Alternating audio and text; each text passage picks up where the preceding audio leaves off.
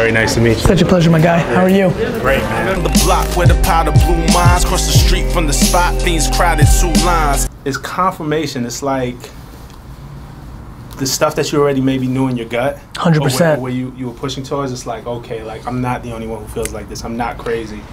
I saw you write about like some people that I know. Dion Graham is someone who I've known and worked with a bit, and it was dope. It's just like, it's great to have it as a resource, as a reminder that you're not the only one in the world who feels like this.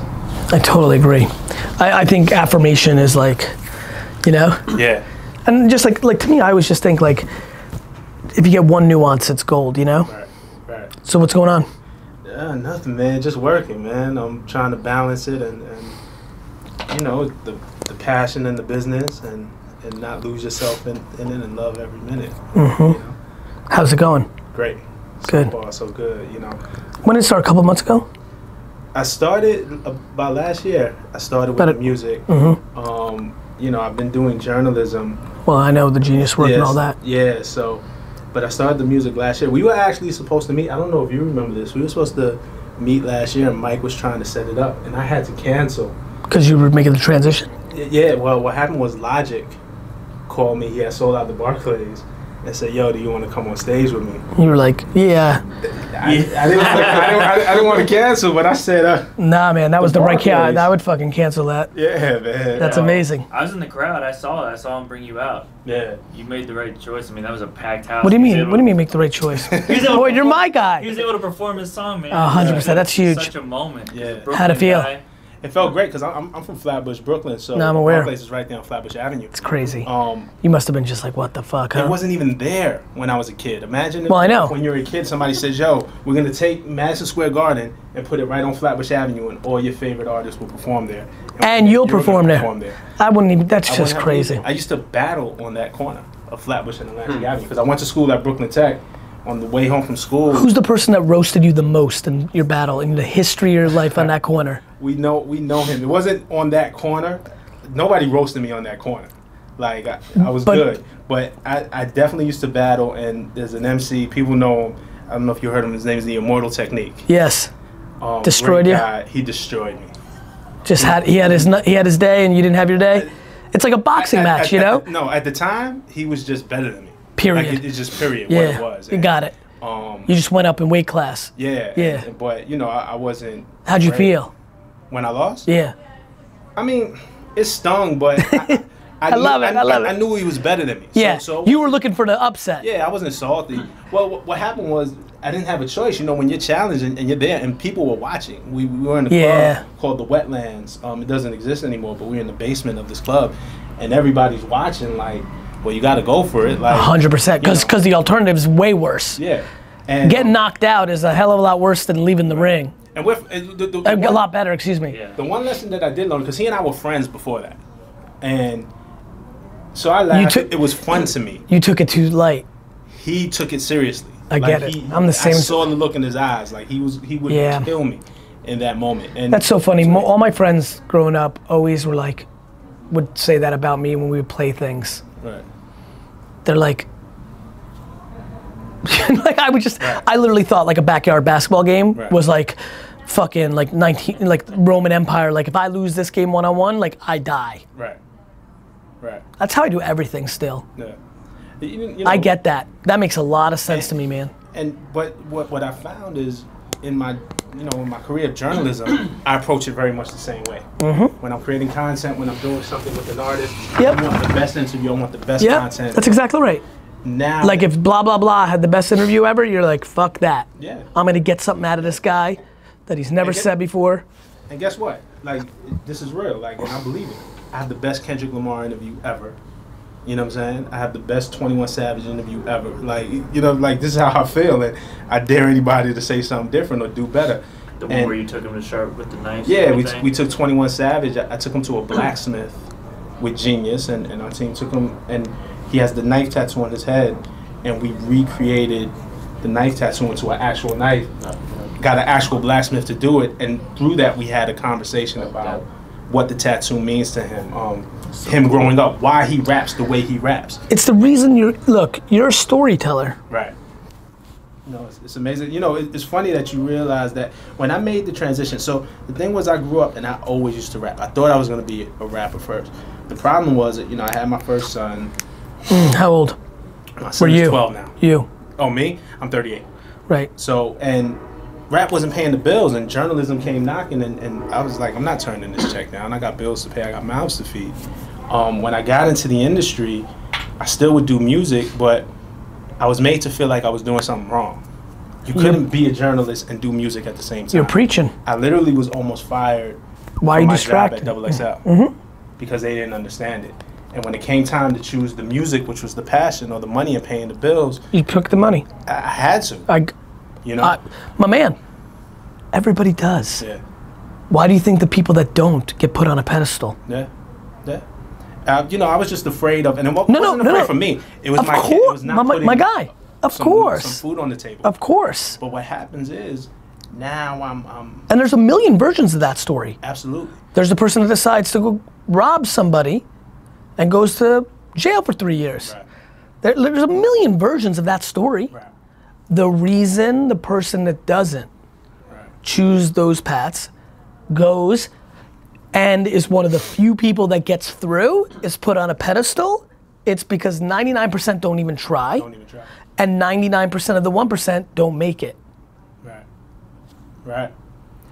But what happened to me was, you know, I was good at journalism and great. Because it was the same fucking game. Right, and this is what I realized, because it's storytelling. It goes 100%. back to the point that you said, it's all storytelling.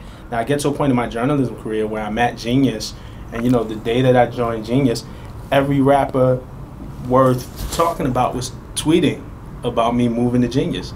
You know, Meek Mill had tweeted about it, and this was 3 days after back-to-back. He wasn't on Twitter for those 3 days, but he tweeted to say, yo, congratulations, Rob. Congratulations, Genius. This is dope.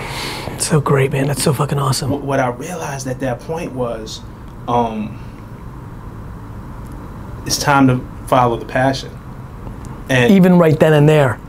Maybe not at that moment. But that became the seed. But first of all, I'm at a point in journalism where nobody's going to fire me for making music. Really what it came down to is I had accomplished everything in my life. I accomplished more than I thought I could. I accomplished in that more, field. Yeah, but in life.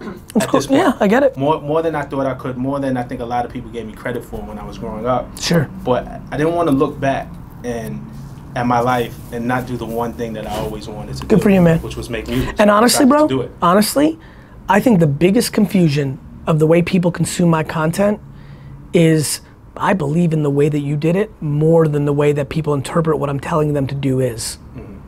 People hear the part of my content that says, go jump, quit your job.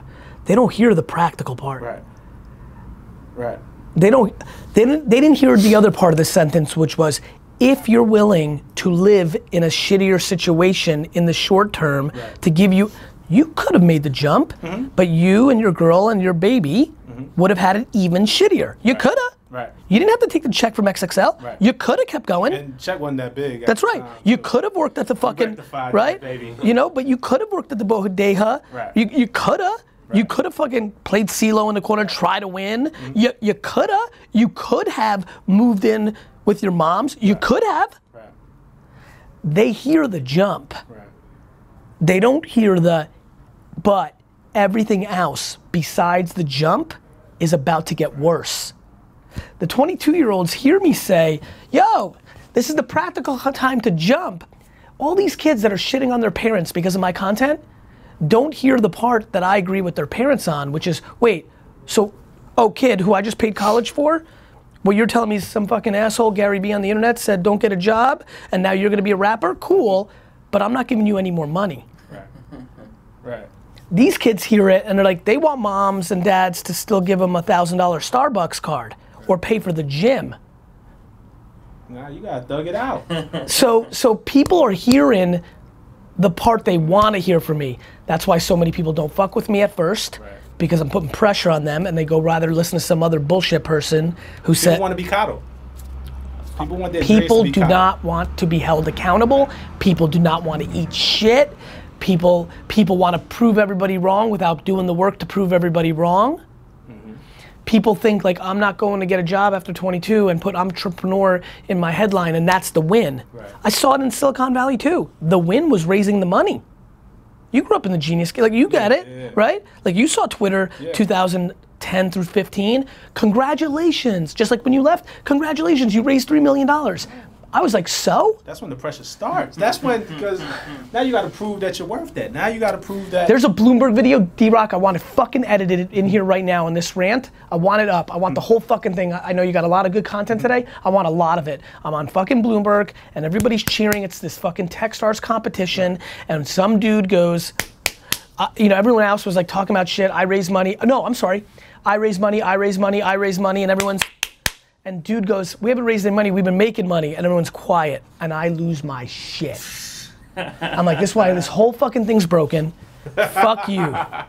That's funny. Gary, let me start off with you on this then. Thank God. Balancing between fundraising and building your business. What do you look for in a CEO? You know, I'm concerned a little bit with the culture of celebrating the fundraise. You know, my dad taught me that when you borrow money, it's the worst day of your life. So I'm very interested in the entrepreneurs. I like, you know, we didn't clap for Red Rover because they didn't raise $6 trillion, but I was sitting here like, good stuff. I just filtered myself. So, you know, what I'm looking for is people that are not caught up in the excitement. Even though I'm a hype man myself, I like the practicality of it all. People that understand how to turn a profit. I mean, at the end of the day, this is still business, right? And so I'm looking for real practical knowledge of how to actually make money, not necessarily raise it. That's crazy. It's reversed. You know, people aren't hearing the part that matters. But the one thing, and I will say, because I don't want people to take it, I love journalism too. I loved working at XXL. I was part of the staff. You ready for this? What's up? I think you're gonna still do journalism. Absolutely. Well, the plan is not to quit. Like, of course, you don't have to. The part that people don't understand is this fucking internet thing gave you options. Yeah. And even where I'm at now with the music is, I'm trying to find. I built a fan base for my journalism. I built a following. I built people respect in two places, in the B2B and the B2C. Yeah. You understand? Yeah. The biggest thing you built was the B2B love. Right, because that's why you understood all the Barclays. Of course. Yeah. That's why I'm opening for 2 Chainz at Terminal 5. Like I know what it is. 100%. Like, but now it's like not wasting those opportunities. Well, listen, you're not gonna waste them because you got lucky and were brought up in a way to not understand how to waste them. Right. You just might not be talented enough. Right. Your thing isn't gonna be the wasted. Right. You weren't coddled and fed. You were hungry. Right. You've got the hard part down. Right. Now it just depends how talented you are. Yeah. That's, you know, like honestly, that's what's kind of cool. And that's all you want is a shot. Like, Yeah. give me my shot. 100%. Like, look, and this record isn't out yet. I haven't done any features yet. You know, I have a bunch of rap friends that haven't done any features. I have a record that's done. I'm gonna put it out in a couple of weeks featuring Styles P. Styles P, to me, when you talk about rap, is one of the most technically skilled rappers around. Like the craft. Yeah. I feel like I held my own. I feel like I got on that record with him, and whether you like my verse better than his or his verse better than mine, I belong. Like, you're gonna hear it and you're gonna be like, oh wow, he belongs. Like, I see why this is where he's going. And that's why you wanted to do it. Absolutely. Yeah, it makes sense. It's the right strategy. Absolutely. And with our playlist, the reason I just pulled my phone out, like, I posted the playlist like I do every week. The only comment was someone wrote, "Long Flight Home truly struck me.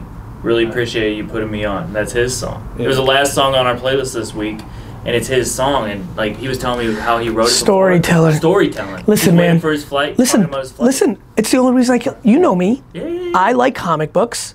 Episode 1. Of course you are. You're a story, brother. The only reason I'm sitting here is because when Juicy came out, I started to understand why I liked it.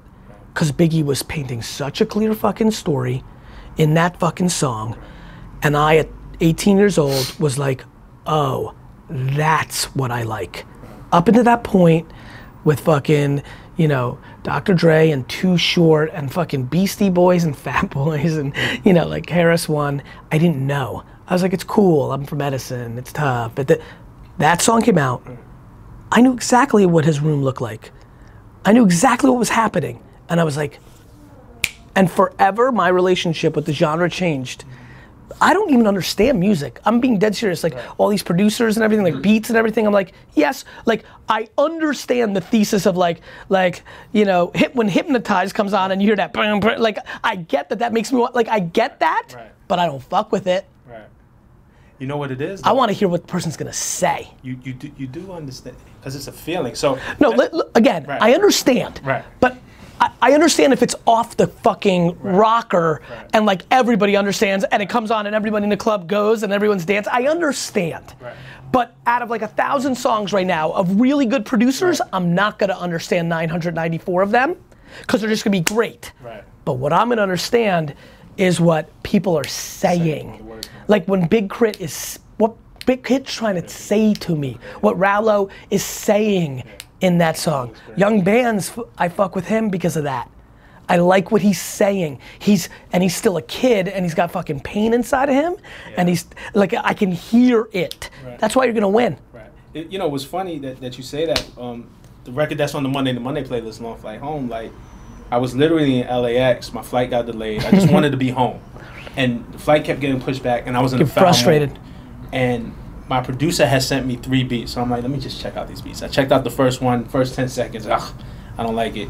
Second one, first 10 seconds, I don't like it. The beat for Long Flight Home came on. I think it was called Winter Story, was the name of the beat before it was called. I played it and I was like, holy shit, this beat is the exact mood that I'm in. So let's go, let's go. So I started writing on the spot in LAX, sitting down waiting for my plane. I stopped writing, I looked to my right and I see a clutch, a Coach clutch, and I pick it up and is this anybody's? It's nobody's. I look, there's $500 in it, ID, credit cards. I'm like, holy shit. The old me would have kept that. That was Brooklyn. But I said, man, I took it to the gate and said, look, somebody left this, you know. And I'm thinking, I'm like, you know, like that's not my shit. That could be their student loan, that could be their car note, you know, whatever. I sit back down to write the song and forgot where I was at. So I'm like, where do I pick up at? So, and I'm gonna pick up with what just happened. I found a clutch with 500 in it. You know, just turned it in at the gate. You know, like, and I went from there. Listen, listen, look what the fuck I'm doing. Right. I think that's the #1 thing people should do, is tell the truth and document the fucking journey. Right. I don't think there's any, first, you know how many people, actually, this is actually to talk to music people, I think I understand, like, I think a couple more years, I'm gonna be like really helping people in music. Let me explain. The first project's easy. Got your whole life to write it. You got a life's worth of stories. You got it. My first keynote, of course it was perfect. I'm like, I'm a boy from Belarus. Right. I wrote a fucking, like, Lemonade, and it hit. It hit. It hit because it was easy. I didn't realize, of course I didn't have slides. Of course I was spitting from the top. I was just telling you who the fuck I was and what I was thinking about. But I told you what I was for the first 20 minutes, and the reason they all fucked with me after a while, because there's only so many times you can hear about the baseball cards, was, and then I told you about what was happening right now. And so to me, a lot of artists kill that first project and they become one-hit wonders or one-project superstars because they don't realize they want to tell a story, which means they're making up shit. Right. But what they need to tell you is like, what the fuck happened when you made the transition from the streets to the businessman trying to negotiate with you? I'll tell you. Again, or that first, like, where's the, like, in that song, Long Flight Home. So let's talk about it again. Because of my relationships, when I dropped my first EP last year and I signed with Empire Distribution, everybody expected me to have a bunch of features because I had great relationships. Right. I didn't want a bunch of features. Because you thought it strategically, like, cool, then I got it. But I'm gonna keep it real. There was some guys that I asked for features who didn't take me seriously. And it just fueled something fire. And I never wanted to admit that because it made me feel like if I admitted it, I was lesser. No, it's you're more. Yeah. That's me.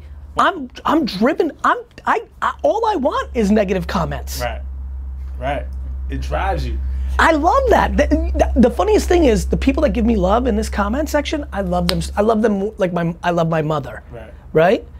But the people that leave me negative comments, they don't realize, they think they're tearing me down. You're fucking feeding me, you motherfucker. You're feeding me. You're fucking feeding me. You're so not smart.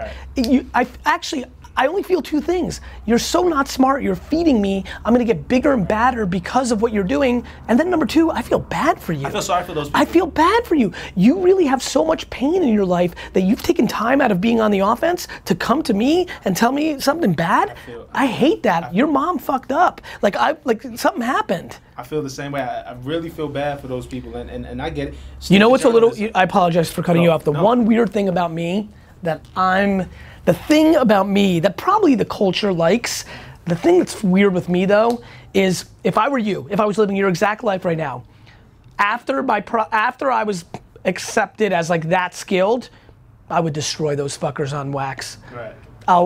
And I mean in a fun, because they're your friends, right. In a fun way. Like, I'm very chippy. Right. Fuck them. Like, so I'm ready too. Like, I'm not really a battle type of guy. I'm more of a storyteller. But this is hip hop and it's competitive and it's a bloodbath. So God, that opportunity came. It's the best. I'm ready. I'm always ready too. But honestly, unlike what you did there, I'm keeping it all inside. All of it. And the truth is, I keep it inside because the good news is 99.9% of it goes away. Right. But man, do I feel bad for those 0.1. Right. Right. Because their feelings are gonna be hurt forever. Right. But you know, I'm trying to do generational hurt. We over here trying to build generational wealth, Gary. Man. I'm trying to build generational. Like, I was just thinking about the 0.1. There's 2 or 3 people on a list, and their kids are gonna get hurt. They're gonna, like everyone, like I mean, I'll tell. But you know me. Yeah. It's because they really like doing the wrong thing. Is the wrong thing. And honestly, there used to be 7 people on the list, but enough time went on. Like my hope is that it never happens. Yeah. Number one thing I tell about you is that you have a really good heart. That's what I always tell everyone. You know what I mean? So yeah, they must have really messed up. You know what it is? I'm just competitive, and the big thing for me is just like, it's really funny. Like it's funny. I can actually now I'm gonna talk it out for real. I'll never do it. How many times have you seen me hurt somebody? It's just not in me, but it's on it. It's just one night. It's on the shelf and it feeds me because I want to stick it in people's mouth. The greatest feeling is the look. There's been plenty of times in business when somebody's looked at me and I've looked at them and we know the exact story that happened. 7 years ago, you punked me and said I was gonna be shit. I fucking crushed. And 3 years ago, I fucking helped your sister. And 1 year ago, you acknowledged it subliminally, and now we're both looking at each other and I'm like, see, I'm a bigger man than you. I'm a bigger man than you. I just caught Tupac vibes. Or when Gary speaks and they spell his name wrong, like that's probably something you're gonna go through. I love it. Show and they fuck up something. Boy, about your I saw a video yesterday that VaynerMedia made that I'm in. They spelled my name wrong. Wow. I was at a keynote. He's like, they spelled my name wrong on this thing, and I'm gonna destroy the whole competition. Everyone like a standing ovation at the end of the show. No, man. Complex kind. Yeah, man. But man, I like it. I appreciate where you come from, man, and in a lot of ways, you know, my EP was called Write to Dream, and because I'm a writer, I started out as a journalist. That's so cool. WRITE. I like that. Dream. But the real message is, I have a right to dream. You have a right to dream. You have a right to dream. And nobody has the right to tear you down. My man, do you know why it matters the most right now? And why I'm putting out so much shit? If you were writing for The Source in 1994, if you were literally born 20 years earlier, and were writing for The Source, you wouldn't be in the music industry today. No. Because you would have had to get signed. You like, the end. Right. They like Empire and Spotify and YouTube and our playlist. People don't get it. Right. A right to dream was aspirational and ideological 50 years ago. Yeah. It's just not anymore. Yeah. That's crazy. Yeah. Honestly, like, I can't believe that fucking a kid right now is gonna get hyped off of this, record on some bullshit on his phone, on her phone, upload it to SoundCloud, and sell out fucking Madison Square Garden in 9 years. Because we've seen it. And that, you know, honestly, and the one thing that I can tell you, thankfully, I'm in a position because of the journalism, I don't have to monetize the music. I got it. I want to monetize the music and I want to grow it as a business, you will. But I don't want to skip any steps. I get it. So I'm building a base. So money is not really the issue, it's for love. But the most rewarding thing, more than a check, and you know, I've gotten a couple of checks off the rap shit, it's cool, but the most rewarding thing is the DMs that I get. The love. It's just, yo, That You've inspired verse, me to write that book that I always yeah. wanted to write. And Who now I'm gonna are write you that talking book. to? That's all you get it. I know That's all I've defaulted into. Right. And then those people, you know, they always say people might not remember exactly what you said to them, but they'll always remember how you made them feel. Maya Angelou. Yeah. And those people, so whoever writes that book, whoever becomes the next big rapper, whoever becomes the next big journalist, they're never going to forget who inspired them. And my man, you're part of that network. My man, it's the only thing I think about. I absolutely know I will be the greatest entrepreneur of this era because I'm going to win on the two fronts that people are going to judge by. I'll make enough money so that I'm in the conversation.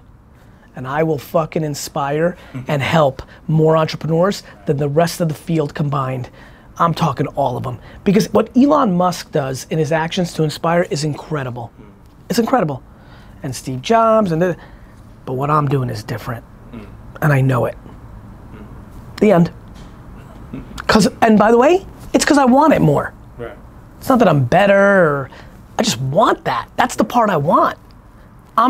It's what this whole thing is. That's why the documented, like people don't even understand what I'm actually doing. I'm leaving so much, like from a businessman standpoint, I'm leaving so much money on the table. Right. But money's not the goal. No. You know what's funny for me? Money stopped being a goal at $100,000. I couldn't believe I made $100,000 a year. Right. I was like, that was it. And since then, nothing's been the same. Doesn't feel the same. Not 1 million, not 10 million, doesn't feel the same. 100,000. Right. $5, when I cut, see this? See this scar? Mm-hmm. I was the ring boy in a relative's wedding, and Jewish people step on the glass. Right. I was the oldest of the kids. I was like 9, everyone else was 6 and 5. I was the alpha, running everybody around, being ridiculous. I was like, yo, let's go find the glass. I found it, I went and grabbed it, cut the shit out of my hand. We were still pretty poor back then, like nothing, like real, like poor, middle class, lower middle class. And my dad gave me $5 to go home with my great grandmother, because I didn't want to leave. That was the best day of my life. I've never told that story. That was that I looked at that $5 bill my whole life, I think. Like for 6 years I looked at it. Right. It felt like so much. Now I don't even know how to, because ATMs don't give anything less than 20, you know this, I tip 20 for everything, and it's real funny, because I don't want to. I think 10 is more applicable sometimes. I'm not the best guy ever, but I just don't have them on me. You just don't got the sense you gotta go to the hood ATMs and get the 5 cents. Yeah, man. The bodega, man. Time for me to go? Okay. Yeah. I gotta bounce. Thank you for this, man. Yeah, man. Listen. Keep hitting us up. We want to give love. I'm very fascinated by. I loved the track. Like, loved it, and I so saw the storytelling. You know. Thank you. I just wanted to make you feel something. I wanted to just make people feel something.